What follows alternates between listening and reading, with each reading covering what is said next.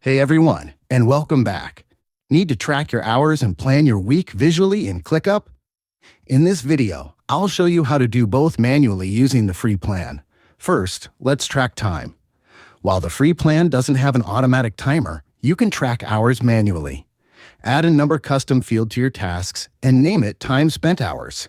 After you finish a task, enter the hours you worked. You can also add an estimate field to compare planned versus actual time.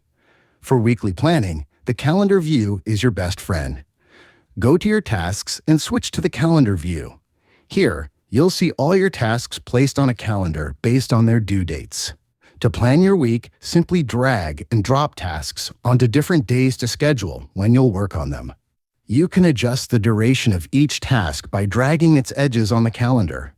You can also create tasks directly on the calendar to block time for focused work or meetings. Use color coding by status or priority to visually prioritize your week at a glance, and that's it. With manual time tracking fields and the drag and drop calendar, you can manage your time and plan your week effectively in ClickUp for free. If you use the calendar for planning, let me know how it helps you in the comments. See you in the next one.